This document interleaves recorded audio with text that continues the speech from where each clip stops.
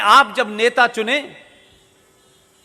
तो उससे यह उम्मीद न करें कि हम नेता नहीं चुन रहे, हम कोई एक आदर्श पुरुष चुन रहे हैं। जब यह समाज आदर्श हो जाए तब आप आदर्श की बात करिएगा। यह देश और यह समाज भीड़ तंत्र से चल रहा है। जिसकी जितनी गिनती है वो जहां दिल चाहे सड़क घेर के बैठा हुआ है। कोई कानून को मानने को तैयार नहीं है, सुप्रीम कोर्ट को मानने को तैयार नहीं है, संसद में पास किए हुए कानून को मानने के लिए तैयार नहीं है। आप किस आदर्श व्यवस्था की बात कर रहे हैं? और ये दोनों जानते थे।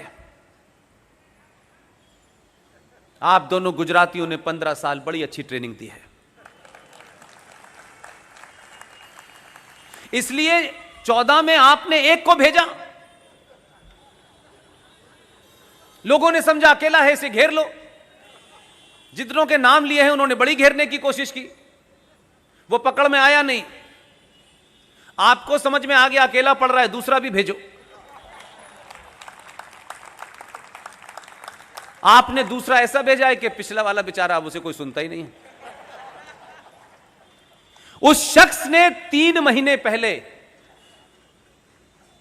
बिना किसी को कुछ बताए, बिना चर्चा करे, इस देश में हजारों डेलीगेशन, कोई नीदरलैंड जाता है, कोई डेनमार्क में दूध की डेयरी कैसे काम करती है इसकी ट्रेनिंग लेने एमपी जाते हैं। उसने 2 ग्रुप बनाए और उसने कहा कि आप लोग जाइए, नीदरलैंड जाइए और डेनमार्क होके आइए और वहां किस तरीके की व्यवस्था है इसे समझ के आइए। 2 महीने पहले। बाहर जाने का शौक वैसे भी हमारे नेताओं को बहुत रहता है।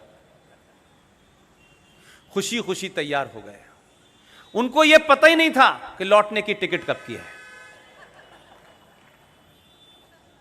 जब तक संसद में नहीं आया था, संसद के लोगों को नहीं पता था कि आज होने वाला क्या है।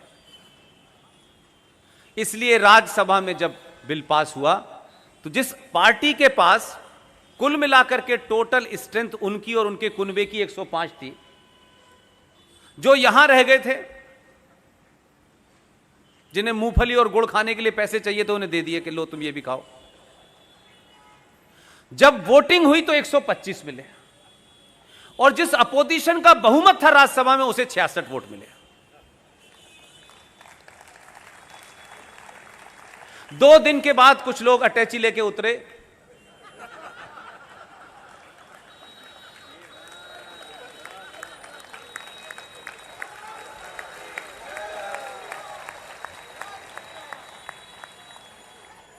मेरा उनके ऊपर एक तंज था, अगर दूरदर्शन में ठीक से वो सीरियल देख लिया होता कहां गए वो लोग, तो ये दिन ना आता, तो पता चल जाता ये लोग कहां गए थे। अब उनकी समझ में आया नहीं और इनको गाली देने का फायदा नहीं था। वहां तो वो बाद में गया, उसे तो मालूम था यहां तो 303 हमारे पहले से हैं, यहां कौन रोकने वाला है। तो ये दबाव जो है, ये आपको इसमें कंसिस्टेंसी अगर नहीं रखेंगे तो सरकारें सो जाएंगी।